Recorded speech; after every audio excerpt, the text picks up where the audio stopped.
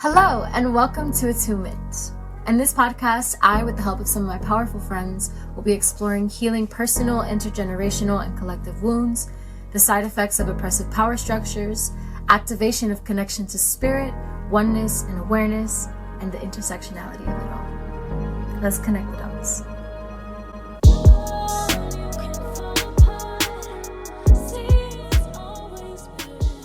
Hi everyone, and welcome to Attunement. Today I have the pleasure of having on an amazing therapist who has taught me so much about my attachment issues via social media. Imani Tutt is with us. Imani in touch on Instagram in case y'all want to go follow and get in touch with yourselves. Welcome to the podcast, babe. How are you? I'm doing good. Thank you so much for having me. I love all the attachment conversations, therapy conversations. So I'm so glad that you've gotten a lot from the page. Oh my goodness. You don't even understand how much you've helped me understand. And that's why I've been following you for a while now, and every time that I've watched one of your videos, I've had a video of yours in my folder for like future episodes for like a year now at least. Yeah. So I'm just so grateful that you took the time to sit with us today. Thank you so much for being here. But yeah, you've taught me so much about attachment theory. I never understood why I kept like kind of manifesting these cycles of being in relationships where I was trying to pull so much out of somebody. Right. And like defining my self-worth by whether or not a person is fulfilling those like expectations I have for them. Right. And I feel like I always felt very justified in that because that's how love was communicated. It's like a performative thing, instead of like something that's unconditional and unwavering and secure. Right. In my reality was how I experienced it. So I just like came to all these realizations. I was like, wait a minute. Am I not the villain? Like I thought I was the villain. But I'm just an anxiously attached person. Right. It's like now we have a label for it. We have a title for it. It helped me so much. It helped me so much. Can you tell the people, please, what I'm trying to talk about? Yes. And explain it to them from your perspective. Yes. So a lot of what it is that you're talking about is just the way that we relate, the way that we show up in relationships. Like, I know I'll use just me as an example. In the past, I was chronic people pleaser, constantly giving so much in my relationship because I thought that was going to be the thing that got me love. And a lot of what it is that you just talked about just now, it being so performative and it not really coming from a genuine place. I found myself constantly in short-term relationships, situationships, trauma bonds. And for those of you who aren't familiar with trauma bonds, that's kind of like reenacting a lot of your childhood wounding in your relationships. And pretty much in a trauma bond, both people are kind of doing that. Yeah. Everybody's unconscious. Everybody's unconscious. Everybody's just doing whatever. And I think, I work with a lot of women, and I think for us, there are definitely societal reasons as to why we show up in relationships in the way that we do. Also, the things that we see growing up in regards to what it means to be a woman and what it means to be valued or worthy of love, and based off of how you look. And then we have all these songs that we listen to growing up that talks about sacrificing so much of yourself to be in a relationship with someone. And so Hello.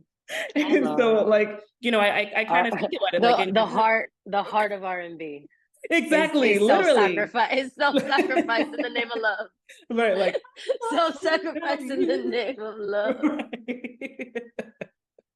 Yeah, like a lot of songs around just like completely I know Beyonce has a song like I'd rather die young than live my life without you. I'm like, whoa, this is No, the attachment theories can get so serious if you go deep into Beyonce's music. I love her, pero coño.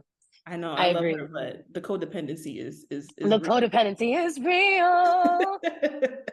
It's real. And we hear these things, they have a great beat and stuff like that.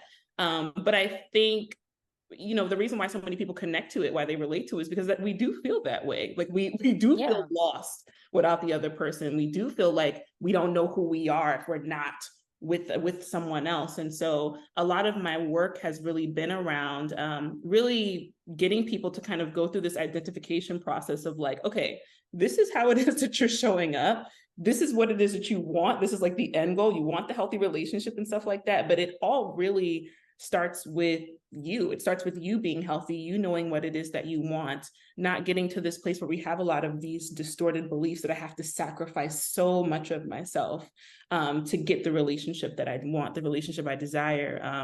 And so I think what I see a lot for so many of us, our generation, the older generation, younger generation, is just this fear of intimacy.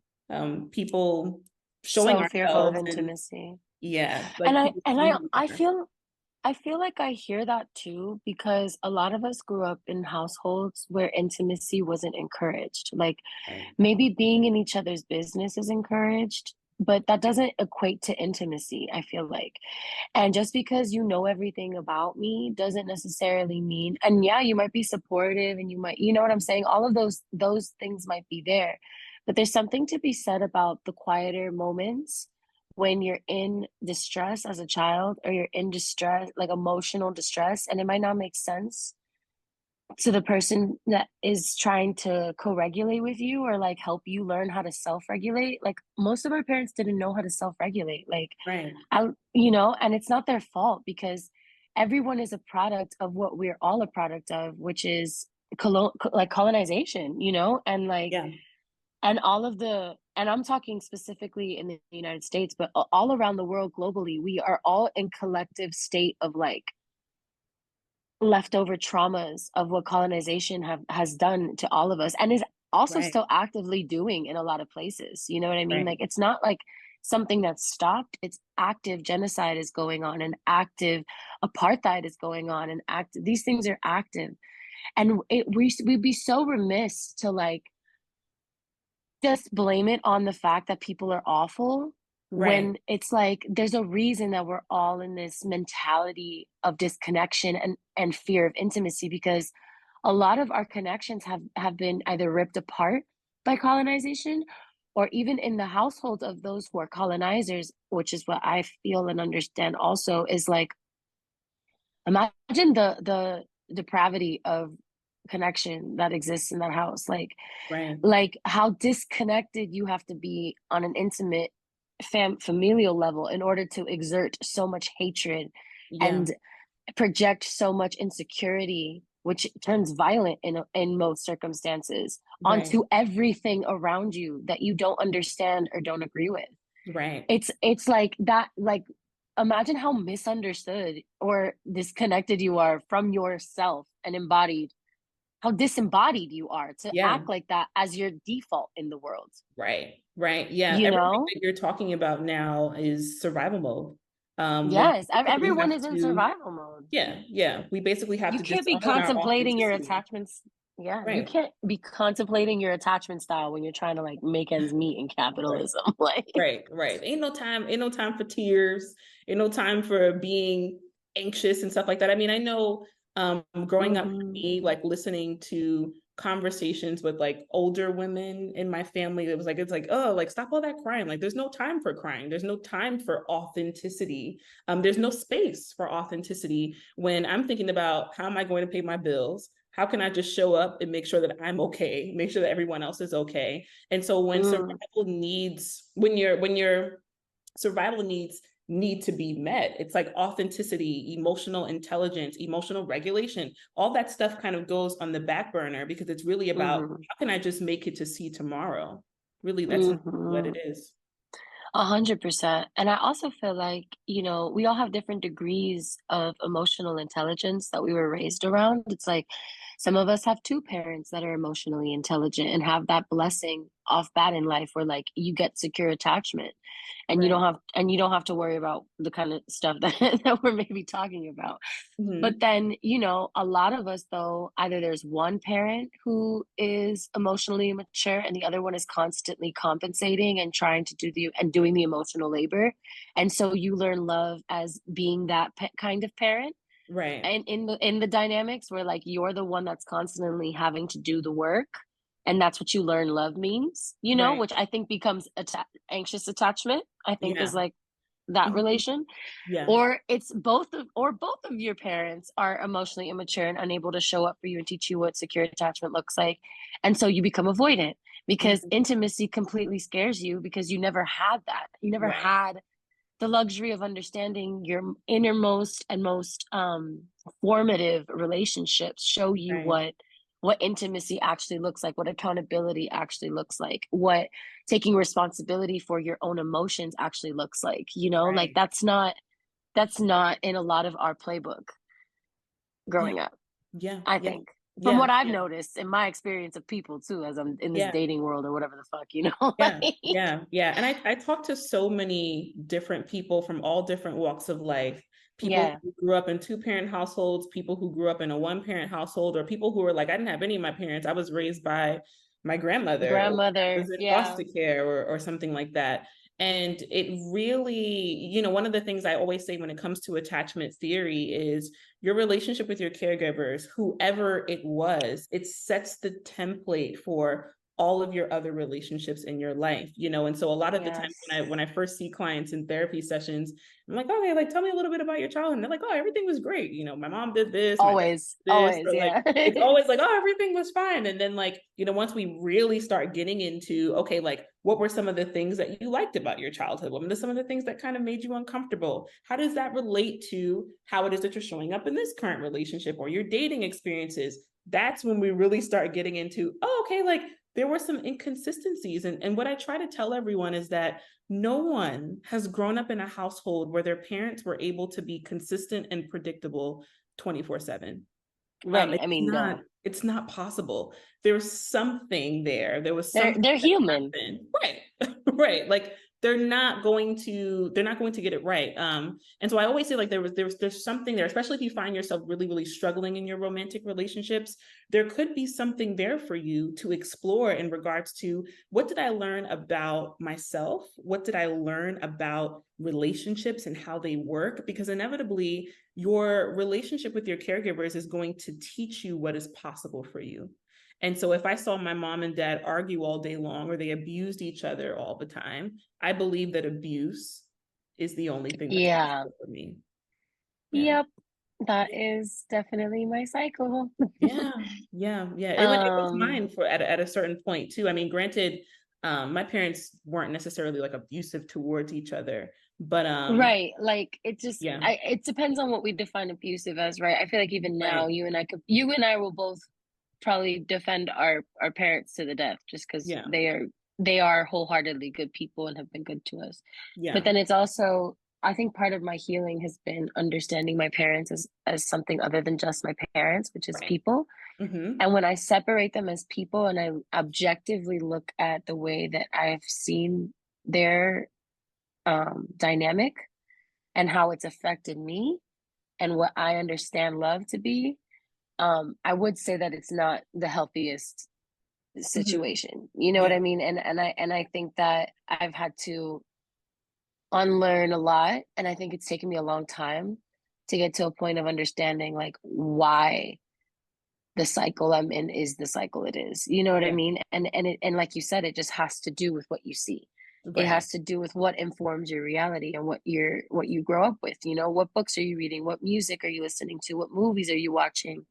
And what are your parents doing? Or Yeah. what are your caregivers doing? Because like I said, not everyone has I specifically had a two-parent household, but that doesn't, that's not everyone's experience.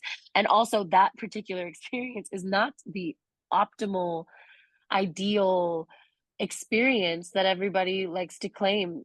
I feel like a lot of people like to put a lot of blame on single mothers and a lot of blame on, Yeah. the lack of a father figure on why certain people are a certain way. But I completely disagree on like, I don't know if we even have the statistics to back that up, but like Mhm. I feel deeply that it's just about who does that child feel seen, and are that child's resources and basic needs being met, and then on top of that, are that child's emotional needs being met, because Yeah. the physical needs are not the only part of of shaping a person's understanding of intimacy and themselves. Like, and that's what a lot of parents get confused, and a lot of fathers, even if they're around, get confused. You know what I mean? Right. Like, just Right. because you're providing material needs to your child doesn't necessarily mean that your impact is going to be what you think it's going to be. Right. Like there is as human beings, we have a desire and a necessity for intimate emotional connection and security. And Yeah. it's like, and that's what I feel like you do so well explaining, is like those primal needs are what drive um the ways that we are in relationship, period, whether that's romantic relationship or our familial relationships or our friendships, Yeah. Yeah. you know. Absolutely. 100%. It's you know, one of the things I share with my clients a lot of the times is, you know, sometimes we see all this content on social media that talks about like your parents, your parents, your parents, your parents, your parents, your parents. Right, right, It's like, right. okay, well, you know, that's a big chunk of it. Yes, it is, but it's like we have to look at the environment as a whole in general. It's not really going to help if I had, even if I had two secure parents, but then I go to school and I'm getting bullied all day long, or my teachers are Period. nasty towards me and stuff. You know, it's the Yes. environment. What did the community look like? And so it's not really, I mean, what we've now Yeah. recognized in science, it's called epigenetics. It's not really Yep. nature versus nurture. It's really both of those things that really, It's right, yes. makes the whole person. 100%. Yeah. 100%. It's nature and nurture, Yep. It's for both. sure. It's For sure. both. I also feel like and this might be controversial, but I also believe that we are influenced by our souls, like on a Yeah. spiritual level. Mm-hmm. I believe that some of us have had previous lifetimes that have shaped like our essence before we Mm-hmm. come. Like when we come, I believe that when we come here, we have our essence Mm-hmm. inside of us Mm-hmm. already. And I think all of us are at different levels of Yeah. that. And Mm-hmm. some of us are very aware of ourselves, like, and connected to like who we are, but we still have to discover it because we get amnesia when we come here, and we Mm-hmm. kind of have to forget everything, but Mm-hmm. and we have to relearn. But there's like that's, I think that's the difference between like people in this growing up in the same household and same circumstances all coming out differently. I think that that's the difference, is like Yeah. the soul aspect of each one of those individuals, and how they handle obstacles, how they handle struggle, how they handle strife, you know, because Yeah. everybody handles that differently. Yeah, for sure. And one of the things that I talk about in my work, I integrate my faith and also a lot of the things that I've learned in school together. Mm-hmm. And one of the things I always say, you know, regardless of whatever, you know, your spiritual beliefs are or whatever faith you abide by, I think Mm-hmm. it's not a coincidence that we all find ourselves like attacked spiritually in childhood. Everyone always has something in childhood that they're like, this happened, or this is where my fear of abandonment came from, or this is where my fear of rejection comes from. And so all of these different things, I think you do have to, if you're going to talk about the human as a whole, you do have to talk about the spiritual aspect of it as well, in regards to getting to, okay, where am I also being like spiritually attacked as well in my dating Exactly. experiences in my life? Because really a lot of my work is around purpose, finding what your Mm, purpose is. I find that when you're connected to your purpose, you don't have time for games. I'm not going to sit never. in a relationship with you for 20 years, letting you do whatever it is that you want to do, treating me like dirt when I'm connected to Mm, purpose. If I know that my life has meaning and belonging, and I know what I was put here on this earth to do, I want someone who complements my purpose, not yeah. complicates it.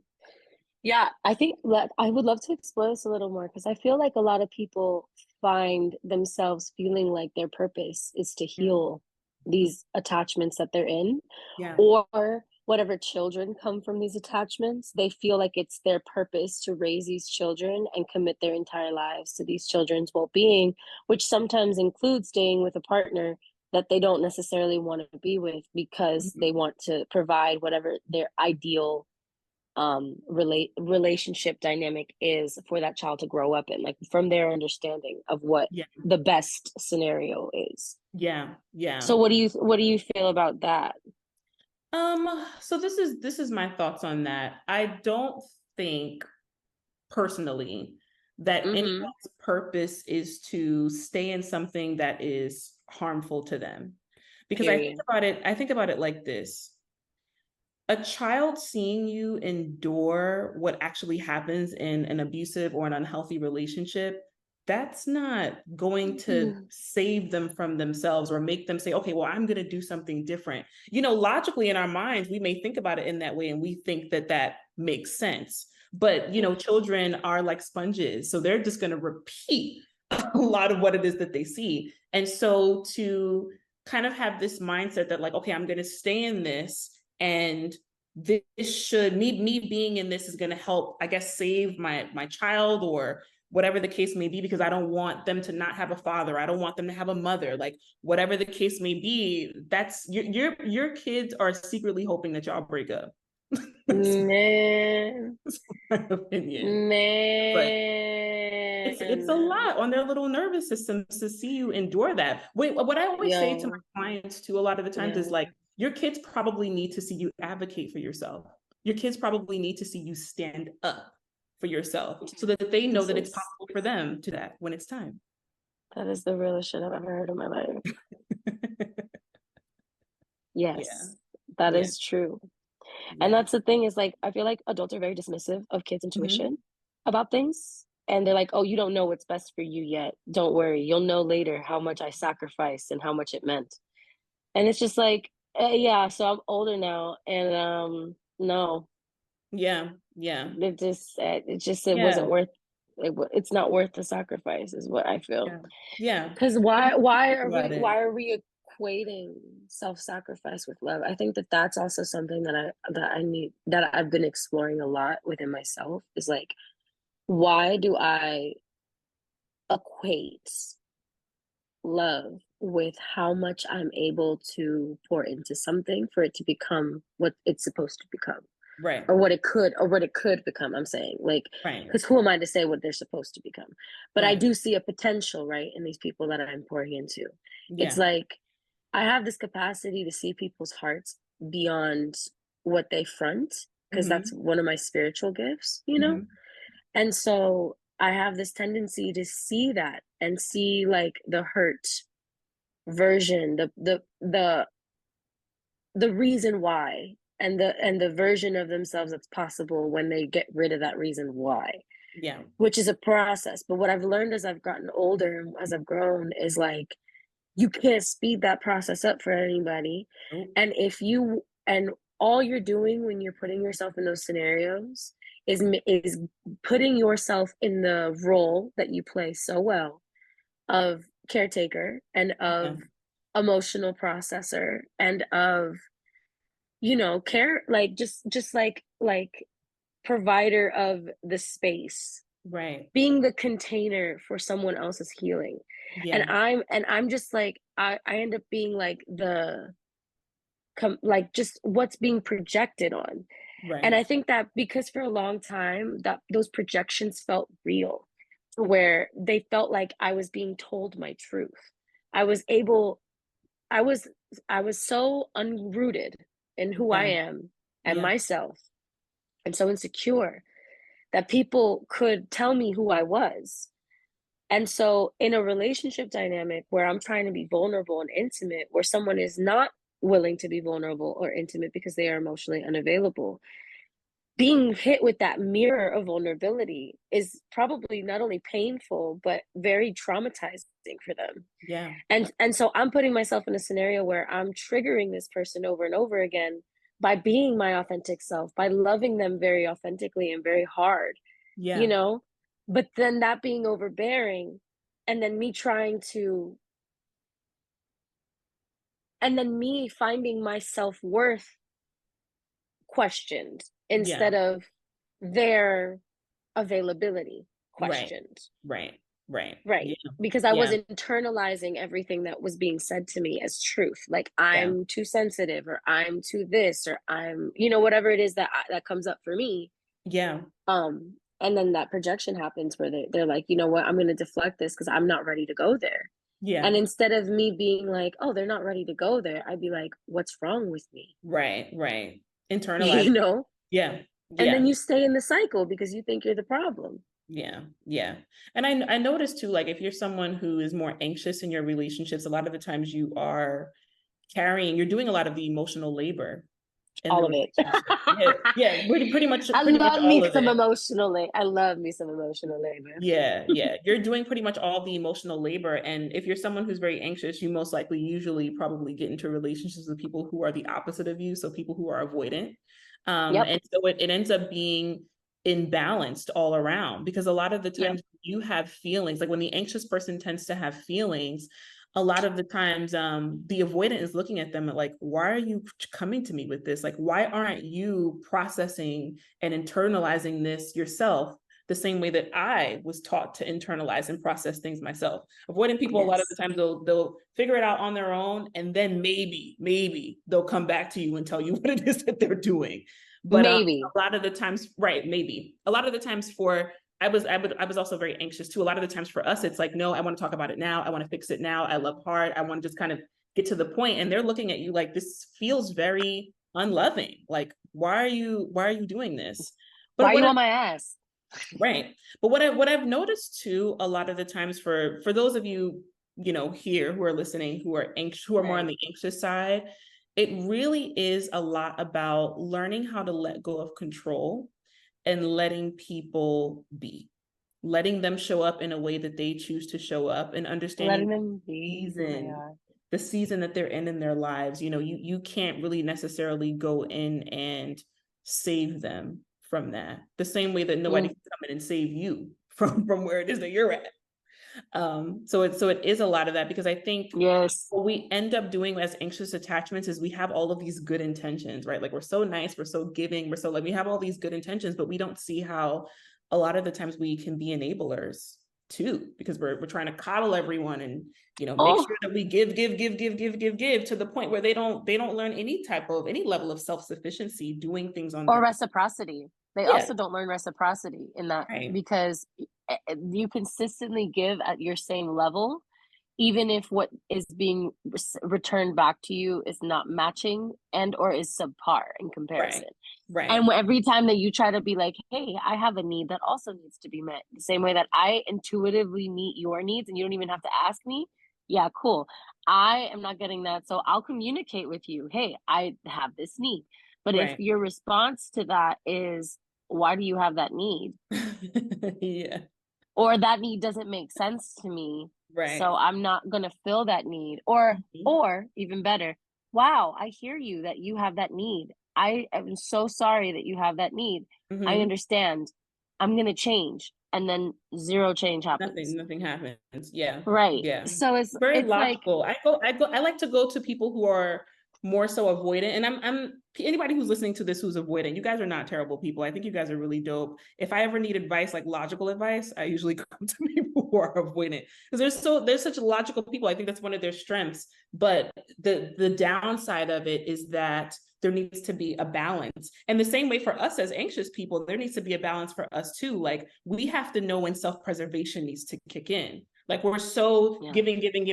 Let's try again. Let's try again. That we disown self-preservation. And when it's time to say, okay, this Yes. person may not be able to show up in the way that I'm able to understand or in a way that I'm able to really In a receive. way that I need. Yeah. In a way that I Right, need. right. Yeah. And I have to kind of, do something about this, whether that's I work have to make the or choice. It's right, exactly because and that's the thing is like the choice is in our court because at the end of the day, nobody's gonna like walk away from being taken care of right. like that, you know? Right. No, So no. it's like you have to make you really do have to make that choice. Mm-hmm. But it's like it's really interesting. I feel like I'm trying to it's like we're talking about, oh, you're this is avoidant behavior and this is anxious behavior. But what I find myself doing is sometimes even I find myself kind of teetering between those two over Yeah. the course of my lifetime when I look at my relationships. Like in some relationships, I was in the anxious attachment, and in other relationships, I was the avoidant. Yeah. Depending on the level of care that I had for Mhm. the connection. And then I also feel like now, because I'm so hyper aware of these patterns, I want to get to a point of balance in that there is some logic to the way that an avoidant can observe a problem and handle and like self process a lot of things. Yeah. That maybe don't need to be discussed or be a huge talking point between in a partnership, you know. But then there's also, well, in that sense, I mean, like the points that are like, oh, this is an insecurity of mine that I can process on my own versus this is an actual issue Right. between us as a couple. You know what I mean? Right. But in this relationship. Right. And then the anxious attachment, I feel like talking about things in the moment when they are actually there and present and coming up is like maturity Yeah. in a lot of ways, you know. I also think that being receptive to your partner's love language and being mindful and conscious and considerate of how they move and what their sensitivities are Yeah. is a responsible way to be in partnership with somebody, because Yeah. we are all different and we all need to be loved differently.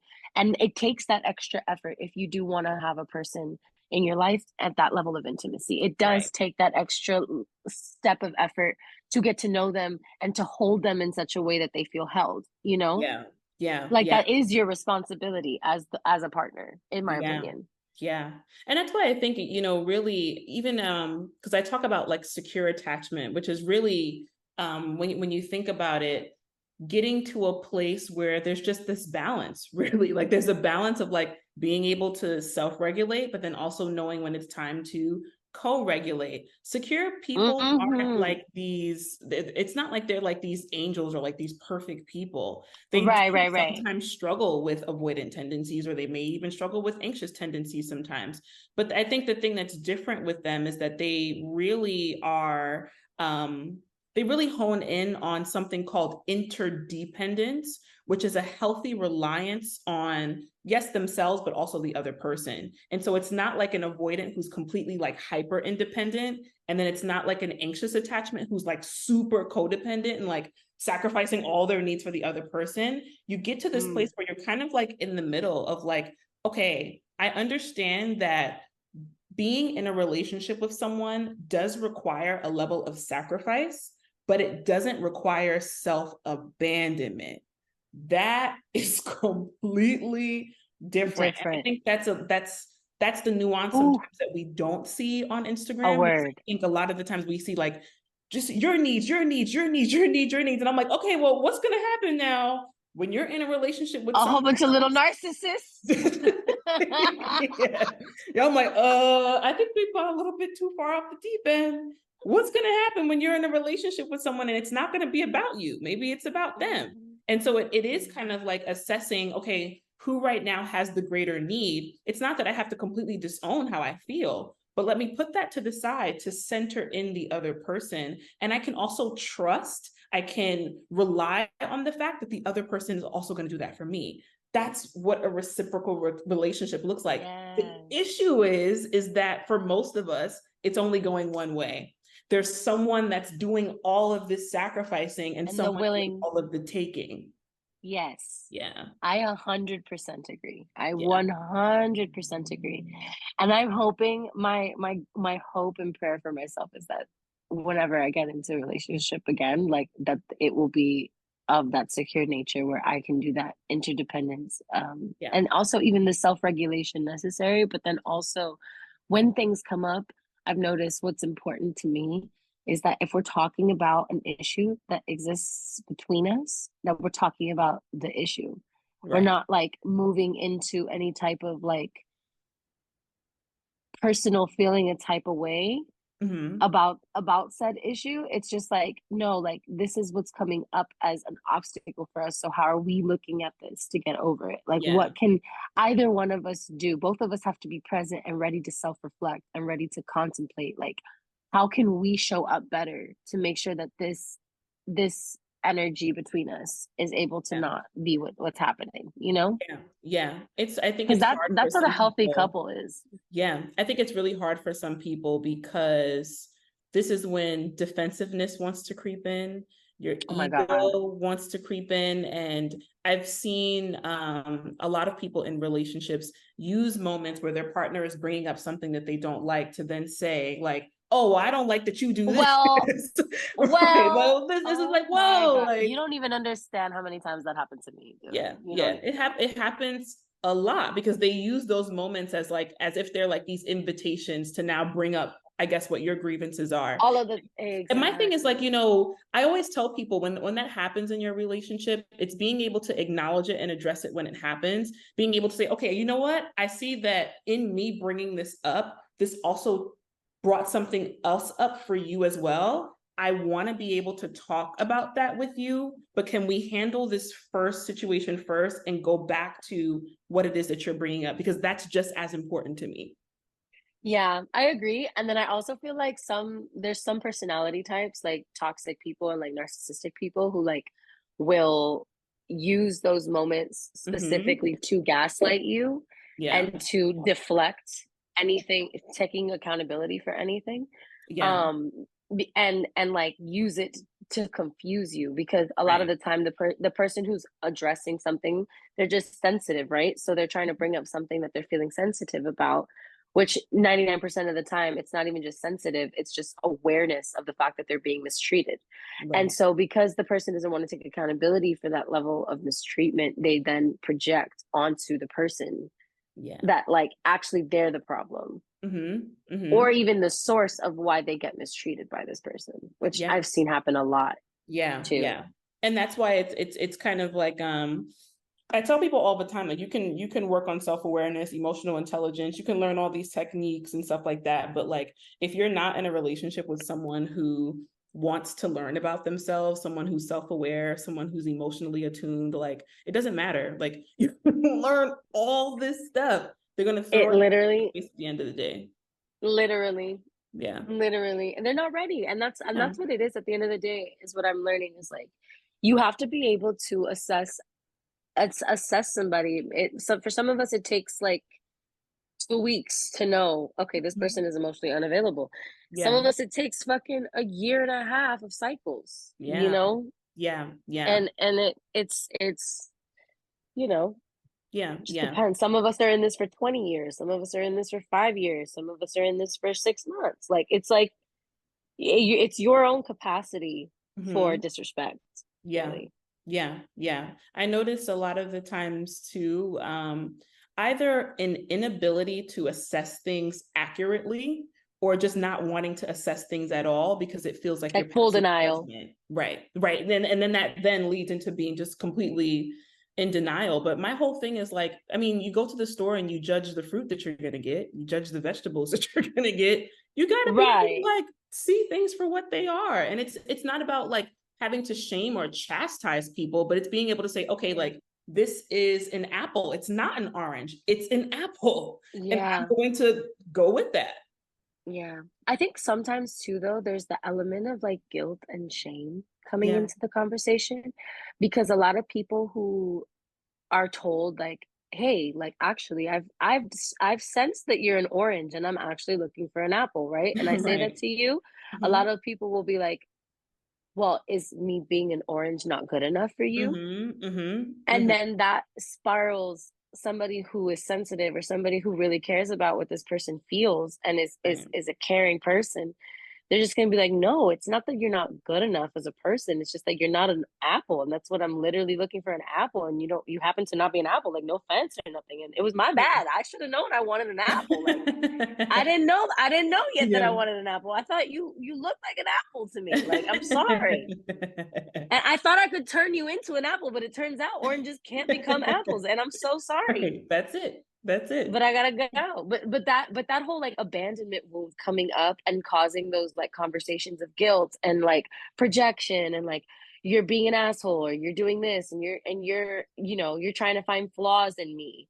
And it's Right. like, no, it's just we have fundamental disagreements about like what we value and what we need from each other Yeah. at this Yeah. point in our lives. Yeah.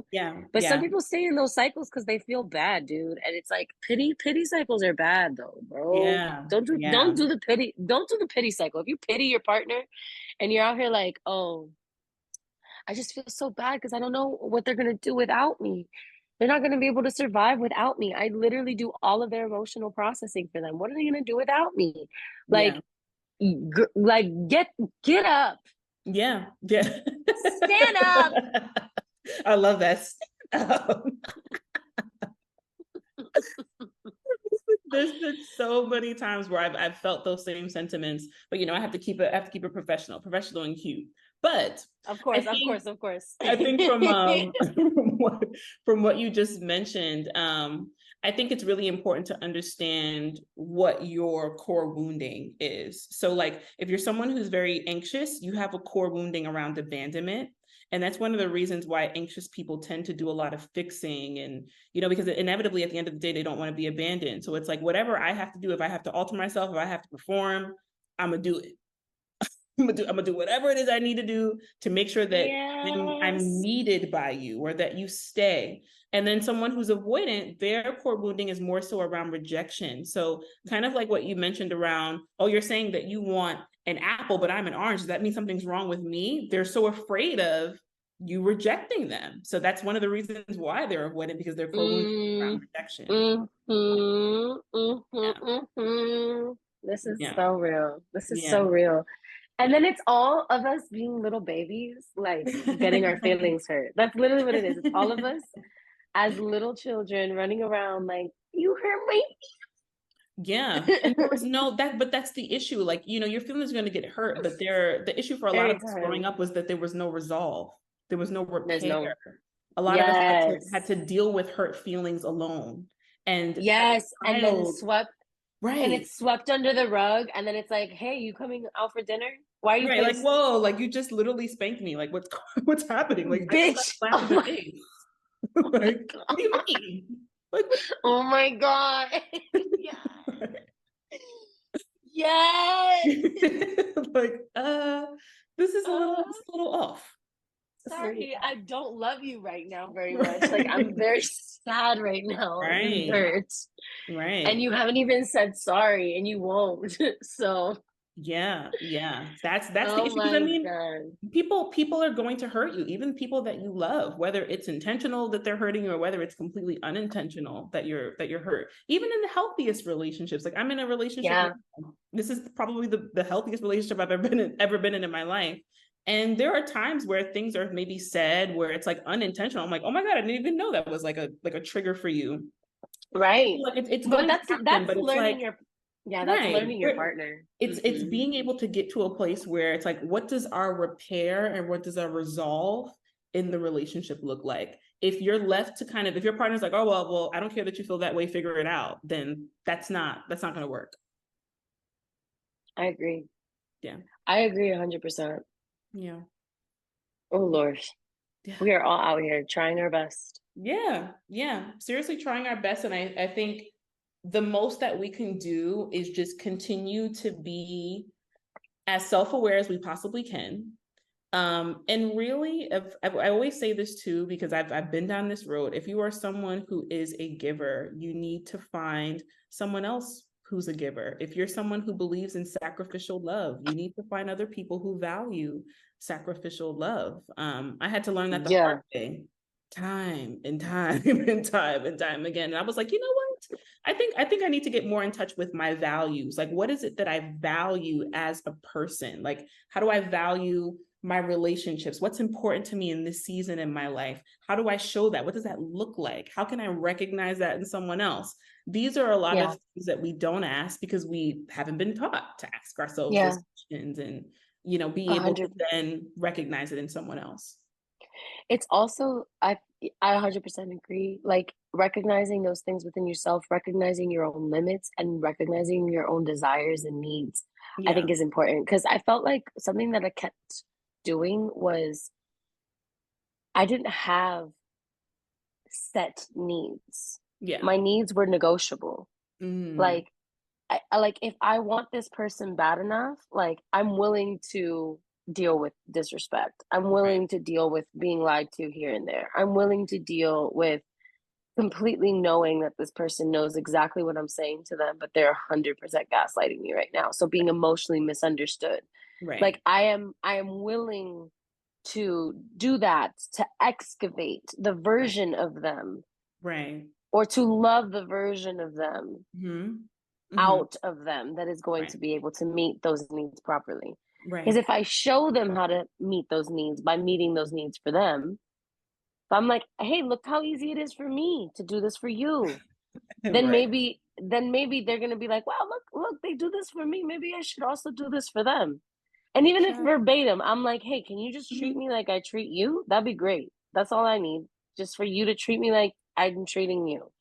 And they're Yeah. like, that's so crazy that you ask that of me. You're asking a lot. Right. You're Yeah. asking for a lot. I'm growing. Yeah. I'm growing. Yeah. I'm Yeah. learning how to be like you, girl. What are you talking Yeah. about?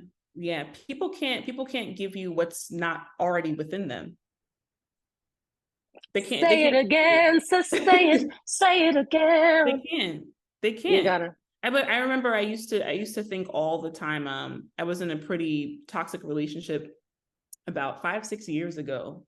Um, and I would always say, like, I don't understand how this person could have cheated on me and did this and did this and did this and did that. And then it clicked one day. I was like, Imani, you're never going to understand because none of that stuff is in you. You would never treat another human being in that way. So you're spending all this time trying to understand. You're never going to understand because you're not them. Whatever it is that they have going on the inside, you don't have going on the inside. So trying to get it, you're not going to get it. So sometimes we Yeah. think it's like, I get that thought process of like, oh, it's so easy for me. I can give you the step by step and like this is how you execute. But if it's not in them, it has to be in their heart. It has to be in their character. If it's not in them, it ain't happening. That is the realest thing too. The character, right? It's Yeah. like at a certain point, you have to stop blinding yourself or seeing somebody through the lens of potential. Like Yeah. you have to really sit with who somebody is through their actions. Because Right. words are a beautiful thing when they're backed up by action. They Right. can be so beautiful and so powerful. But when you are speaking with no intention of doing, they're frivolous. They Yeah. mean nothing. They Yeah. have no actual energetic backing. And so Yeah. if you find yourself in a state of confusion because you can't seem to match up the words and the actions, like the actions are always going to be pointing you to the truth Right. about what that person is actually feeling or moving through that they're unable to communicate because they probably have communication issues, Yeah. and issues communicating their truth, especially if they're like avoidant. So it's Yeah. like that is just never going to change, and you have to be conscious of that. Like watch somebody beyond how they treat you. How do they treat their family? How do they treat their Right. friends? What kind of relationship do they have with their friends? Do they even Right. have friends, or are you their only support system?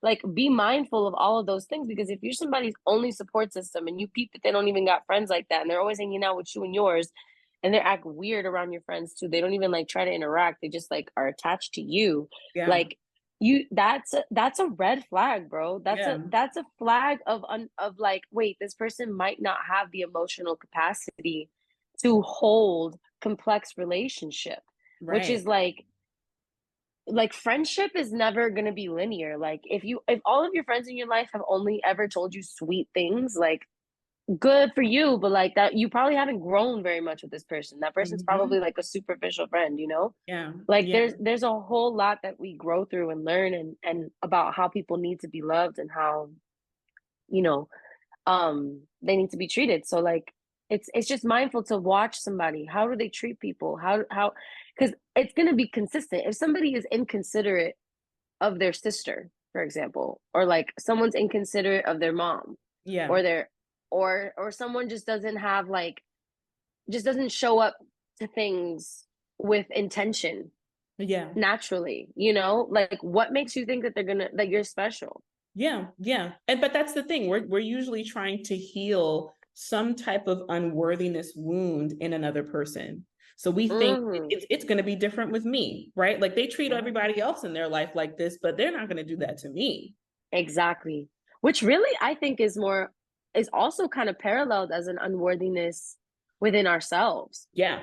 Yeah. because we're trying to be chosen by somebody who we see doesn't really choose anybody, Right. and them choosing us is going to validate something within us of Right. like, see, we're deserving of being chosen. Right. we Right. are we are worthy of being Yeah. chosen because our Yeah. love is special and specific. Right, right. It's like When that's it's called not, that's repetition compulsion. It's like you're trying to gain some level of like insanity. mastery over it. I know that was me. Like my dad was pretty emotionally unavailable. And so I would pick emotionally unavailable people because I was trying to make the unavailable person available. And if once I just loved them enough for them to be available, it's like, oh, it wasn't me. It was him. Like, he was the problem. I'm finally worthy. This person's finally available. I've done it. I've earned their love. And now we're here. And time again, it just didn't work out like that. A lot of the times I had already abandoned myself. I had already rejected myself. It ended up being really a self-fulfilling prophecy where I would alter myself and then people would leave anyway. I would alter myself and Oh, reject me anyway. It's like, I can't win here. I yeah, can't win. Can't of win. course not. Yeah, Yeah. you can't. No, not in that scenario because you're Yeah. abandoning yourself. And Yeah. I heard somewhere, I don't remember where I heard this, but somebody studied like frequencies like that we emit. And Mm-hmm. apparently like the frequency of authenticity is the strongest frequency that one can emit. So Yeah. if you're not vibrating as your authentic self, you're going to repel everything around you Yeah. regardless. Yeah. And you're and constantly trying that like struggle, that feeling of struggle, that feeling of like needing to prove worthiness over and over again is like it's just it doesn't help your vibration. It doesn't help anything come to your life Yeah. easily. You Yeah. know, it just creates this idea. You self-fulfill this idea that you're not worthy of things and that you're not Yeah. worthy of even the most basic respect and love, you Yeah. know? And Yeah. that reverberates throughout your life in different Yeah. ways because that's what you're telling the universe when you make the most intimate choice of the person who's closest to you, right? Or that you're holding closest to you, even if that's not what they necessarily need to be. Yeah. Like, but the relationship you prioritize the most, right, Yeah. is one that doesn't even see you or love you for who you Right. are. Right. Right. Yeah. I was just You're, telling someone in yeah, my when I did my retreat last week in Bali, I was telling someone, you have to give people a chance to see you for who you are because they have to make a choice. And that's what we try to mm. do. We try to take people's choice away. Like, oh, I don't want them to see this aspect of me because they're going to reject me. If they see this That's aspect of me, they may manipulation. not like me. But it's one, it's manipulation. And two, it's just a reflection of that part of yourself that you've already rejected before anybody else even has the opportunity to either say, I accept or this doesn't work for me. And it's like, if you want to have intimacy in your relationships, you got to put yourself out there. You got to be like, all right, I'm going to show you this part of me. You may like it, you may not like it, but I'm going to show you anyway because I love you, I honor you, I respect you. And I want you to be able to make a conscious decision if you seeing this part of me and being able to still love me through it, whatever the case may be, it's like inevitably when you think about it, don't you want that anyway? Like, don't you want people in your life that are like, I see all of these aspects of you, flaws and all, your strengths and your weaknesses, and I still choose you. But we have Yes. to give But people a chance to choose. that's unconditional love though, which I Yeah. think goes back to this primary caregiver situation, right? Yeah. If your understanding early on of love is that you have to earn it and you haven't been given that unconditional love in your life in a Mm-hmm. real way, in a real tangible way, like it's impossible to believe that it's possible. It's Right. very difficult. And so you're caught in these like self-sabotaging cycles as well of already believing that it's not possible. Right. And so you don't even find yourself really worthy or deserving of unconditional love because it's not something you understand because love Right. is performative for you. Right. And so Right. it's difficult. It goes back to that core wound, which is why the healing has to happen.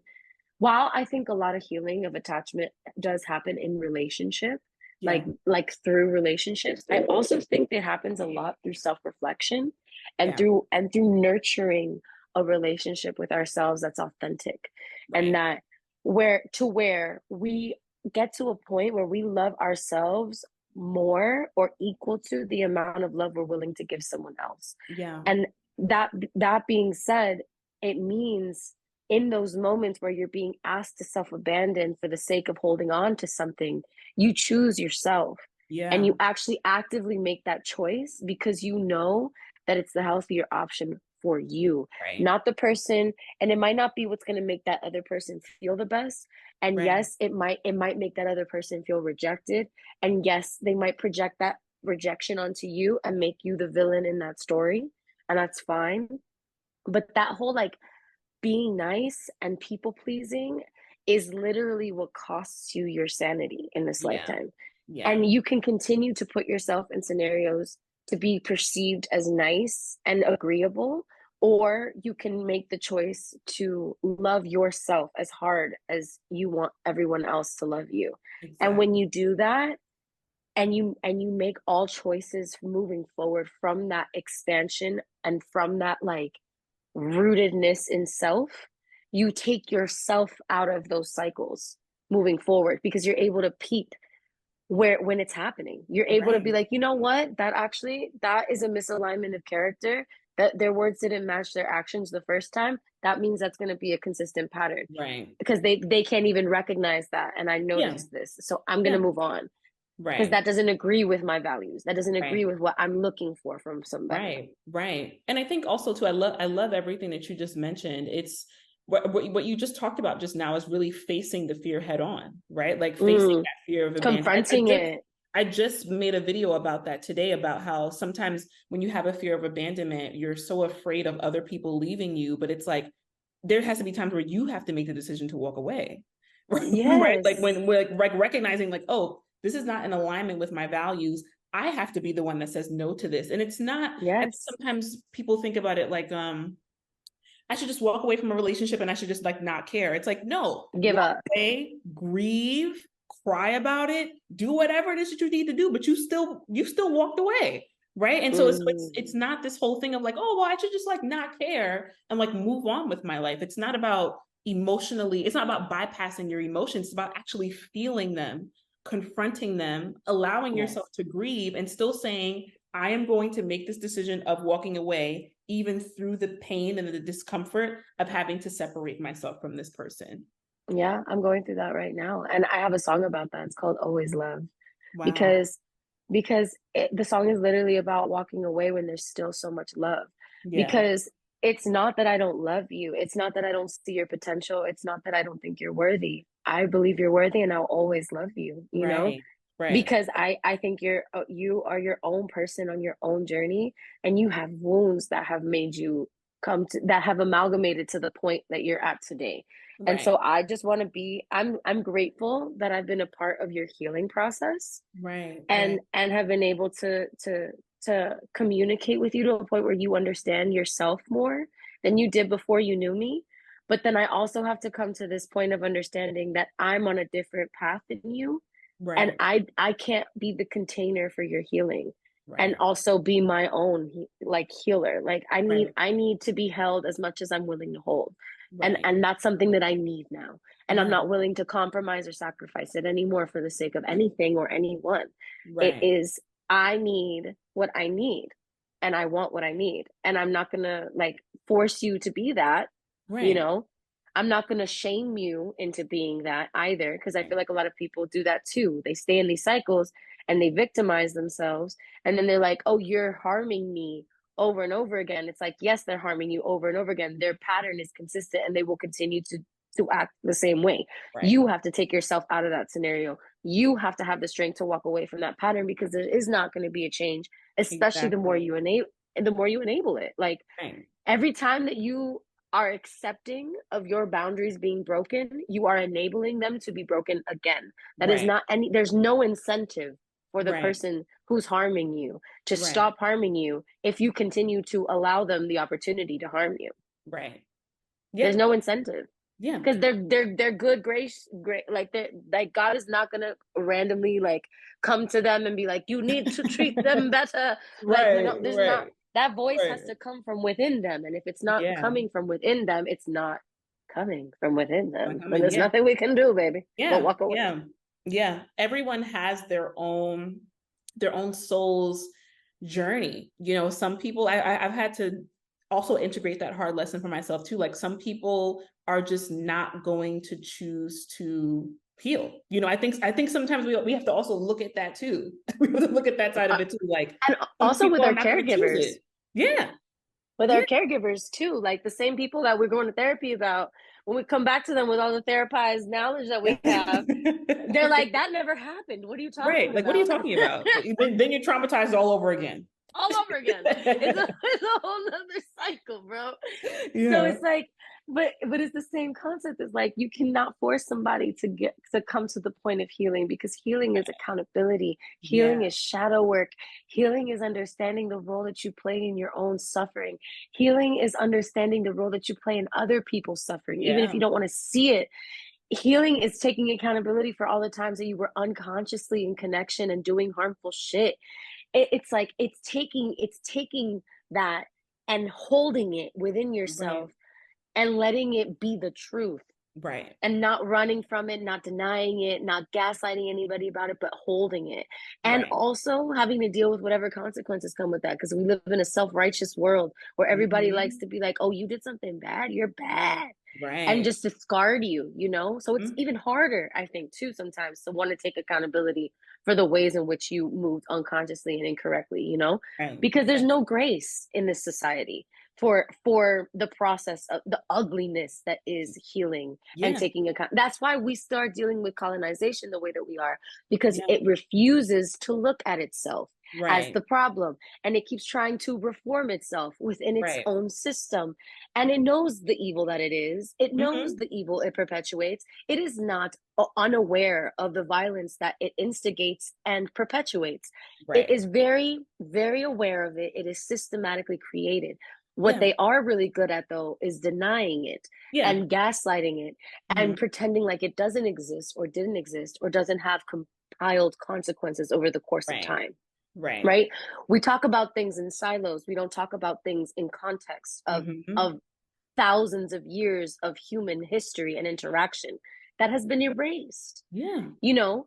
And like I said, we're in our individual relationships are a product of these systemic relationships and what they do to our psyches and what they do to our understanding of what it is to be in right relationship with something, Right. because that self-righteousness doesn't allow us the opportunity to really see ourselves for what we are, so that we Hmm. can actually make amends and Right. actually repair and actually heal and move forward from something. Right. Acknowledgement and accountability doesn't erase the fact that it happened, and it Right. also doesn't negate the fact, it shouldn't negate us from moving forward from it, Right.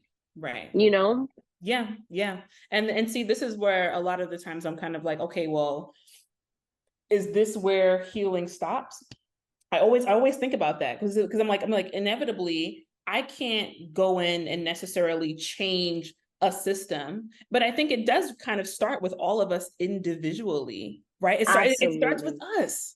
the It way that I starts see with us. it Yeah. the way that I see it is like it's a pyramid, right? That's how they've Yeah. they've created this whole world to be in a pyramid scheme Hmm. kind of dynamic, where a small percentage of people at the top have all of the resources, and then everyone else on the bottom has to deal with the Like consequences. scavengers, But right? when we talk like Hmm. scavengers, but it's Hmm. literally 99% of people versus 1% of people. Right. So when you think about like just numerologically speaking, what that means, there is a grandiose majority in the Hmm. bottom, right? So if we as a collective take it upon ourselves to heal the root causes of the things that keep us disconnected from ourselves, from spirit, from our ancestors, and from our true purpose and reason for being here on this planet, Right. Right. right?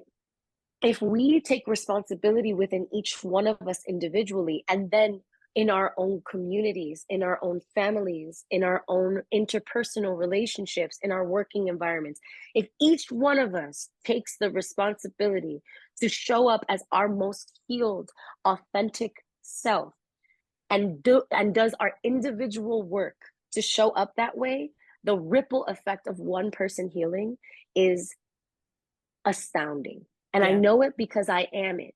I Right. know it because I am it. And Right. I know the ripple effect that my own healing journey has had on my family, on my friends, on all of the relationships that I have been in, on the fans that listen to me and support me and are listening to something like this podcast where we Right. can talk about something like Right. this.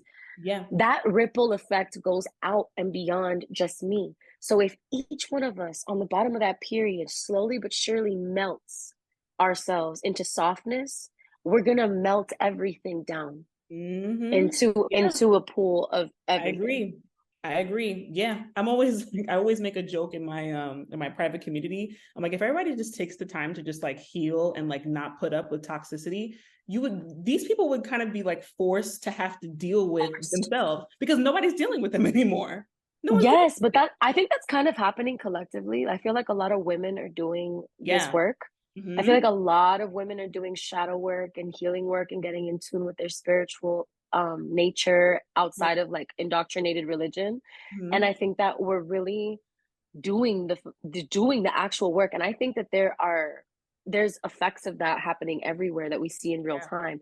And Yeah. what I think a lot of men are having to cope with right now is having to be like, wait, these women aren't willing to put up with this Right. They're not anymore. putting up with crap. Right. And so some of them are turning into like incel women hating Mm-hmm. assholes who are Red pill on the tip of people. like, Mm-hmm. yeah, Mm-hmm. who are on the whole like, oh, women are just, traditional women are this way and modern women just aren't willing to submit anymore and whatever, that kind of rhetoric Mm-hmm. about women not being subdued to men's desires and Yeah. egos, right? Yeah. And then there's the other half of men who are like, shit, if I want a wife, like if I actually want a conscious woman in my life, I have to actually maybe show up and I have to actually maybe do some my own healing work and I have to maybe actually be more mindful of how I move. And actually, maybe I do have a lot of emotional scars and trauma. And actually, maybe emotions aren't so scary. And maybe emotions are necessary for me to be like a participant in this relationship. And I feel like there's a lot of men who are scared as fuck of that work because Yep. it's so taboo to do. Yeah. But Yeah. I do believe there are a lot of men doing that work. And I do believe it's their responsibility to heal us, to be Yeah. honest, to be heal us on a collective scale, those men particularly, because men who are on the opposite side of the red pill spectrum, they don't respect women. They don't Yeah. like them. They don't agree with them. They think they're stupid. They think they are a nuisance to existence. They like to fuck them. Yeah. And That's that's the it. capacity to which they Right. love a woman. They do not respect our opinions. They don't respect our experience. They don't respect our knowledge, our expertise, our intuition, none of that. So, Mhm. and they genuinely believe they're superior to us. So the Right. only way you get through to somebody like that or to that kind of mentality is another man because they Exactly. emotionally are Yeah. more respect men more. And Right. so if the men doing the work, right, I take it agree. upon themselves to Mm-hmm. understand that it is their responsibility to heal this planet, that men doing this work, it is their responsibility because once they do that work, then it's their job to protect us while we rebuild the new Mm-hmm. world, Right. because we've been doing the work for centuries. It's not Right. just this new age women Right. have been doing the work for centuries to heal the Yeah. oppression that is the patriarchy, which is the root of all of the evil that we experience Yeah. in all dynamics. It is that. Yeah. So, you know, as soon as that happens, I think we're going to see a huge shift consciously because men need to hold other men accountable Yeah. and Yeah. men need to hold the world accountable Mm-hmm. for all of the destruction that is Yeah. still being perpetuated to this day Yeah. right Yeah. now in real That's time. why I tell my friends, I tell people all the time, I'm like, stop over here arguing the comments with these men about what they're saying and what they're doing. I'm not, no, I'm They're not not arguing with listening to you. nobody.